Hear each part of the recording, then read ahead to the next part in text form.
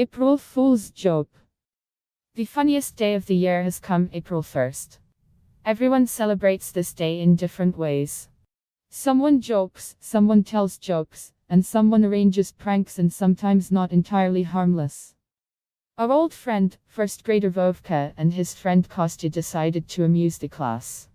See what came of it. Tomorrow is a day of laughter, announced Nadezhda Alexandrovna. Vovkin is the class teacher, and at the same time all the first day. So you have to laugh all day, Kostya said immediately. He always spoke first, then thought, and then raised his hand. No, smiled Nadezhda Alexandrovna, the whole day is not necessary.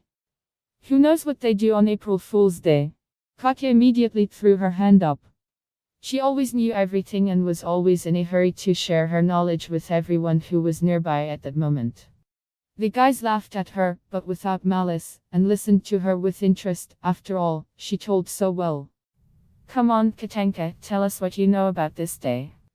On April Fool's Day, everyone jokes at each other, Katya said. They say all sorts of nonsense, and then they laugh. Why is all this being done? Asked Nadezhda Alexandrovna. To make it fun, Katya shrugged her shoulders, as if saying, as if you don't know yourself. Okay, sit down, Katyusha, said Nadezhda Alexandrovna, with a smooth wave of her hand. Let's all celebrate this day together tomorrow. Ho, ho, came from all sides. Not everyone understood yet, but Katina's explanation inspired even the most dull ones. And so, remember the funny stories that happened to you, and tell them in class. Can you tell jokes? Kostya climbed in again without raising his hands. Jokes are also possible, Nadezhda Alexandrovna approved with some doubt. After the lessons, Vovka and Kostya discussed an action plan. They walked along the sidewalk, not noticing the passers-by, and loudly arguing about how they should amuse the class tomorrow. I know such an anecdote. Kostya yelled all over the street, so that all the passers-by turned around, apparently wanting to hear this wonderful anecdote. And I know a joke. Vovka did not lag behind.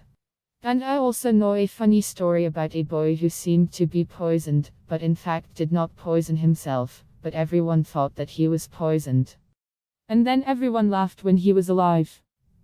Let's get poisoned too, Kostya said in a hoarse whisper all over the street. Vovka turned his finger at his temple. We will be admitted to the hospital. No, we are pretending. Exactly. Let everyone be scared first and then laugh. Cool. Vovka looked at Kostya with delight, but then scratched the back of his head. How are we going to poison ourselves? Tomorrow, in the dining room. Tea will be brought to everyone. We will have a drink and break under the table, like the dead. Cool.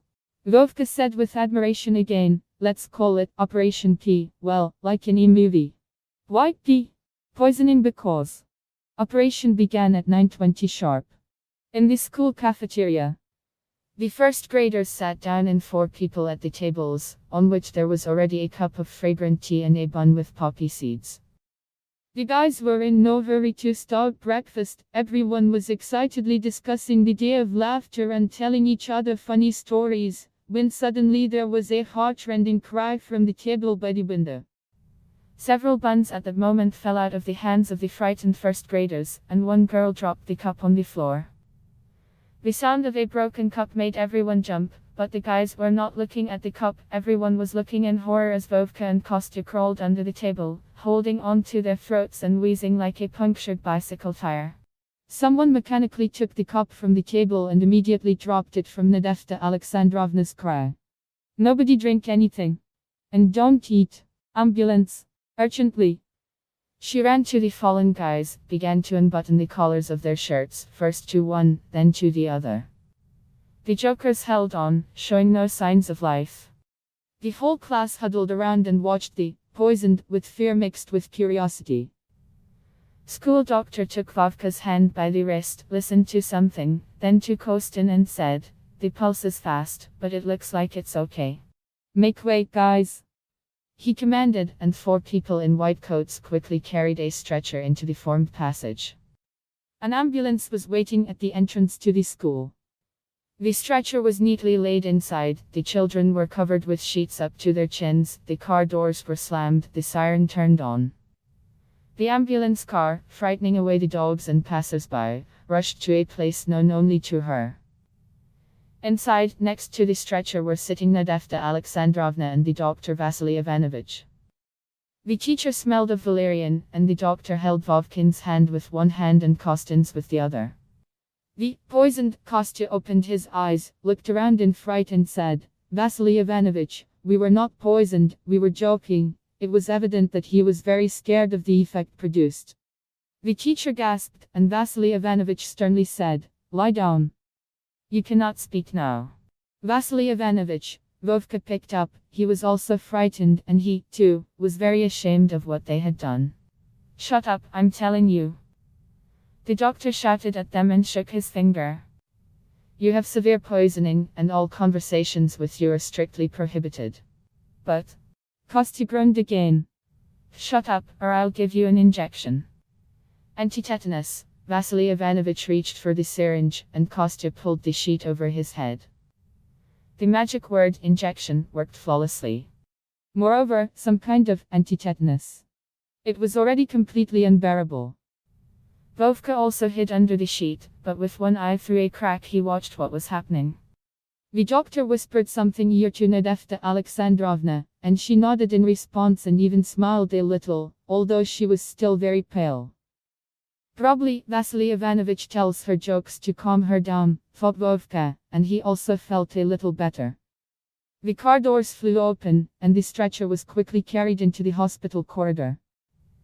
A middle-aged mustachioed doctor came running with his white sleeves rolled up, exposing his strong hairy arms to the whole world. On the right was an anchor tattoo. Pirate, Vovka thought for some reason. "Well, what have we got here?" the pirate asked in an unexpectedly high voice. Vasily Ivanovich went up to him and, just as in a car, began to speak in a whisper.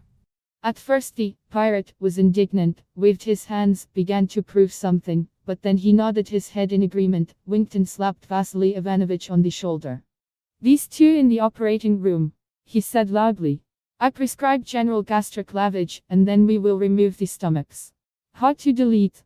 shouted Vovka and Kostya at the same time. Surgically, the mustachioed doctor frowned menacingly, with a scalpel, and he, like a magician, pulled out a large shiny knife from somewhere. "Do not!" the jokers yelled. Now they had no time for jokes. It was about a terrible thing. A mustachioed pirate with hairy hands with a huge knife was going to cut them into pieces. "It is necessary," the pirate snapped. "And so that you do not resist, I will give you injections now. Keep them." The orderlies grabbed Vovka and Kostya by the hands, and the terrible doctor again, as if by magic, took out a syringe the size of Vovka's hand and began slowly approaching the would-be jokers. They struggled, but the orderlies were stronger. The guys could no longer say anything, but only screamed in horror in thin voices. A hairy hand brought in a terrible syringe for the last injection, and the doctor said, "Happy April 1st. He winked at the guys, gave the syringe to the orderlies and, thrusting his hairy hands into his pockets, went somewhere on his business. If you liked this story, then like it and subscribe to the channel. There is still a lot of interesting things ahead.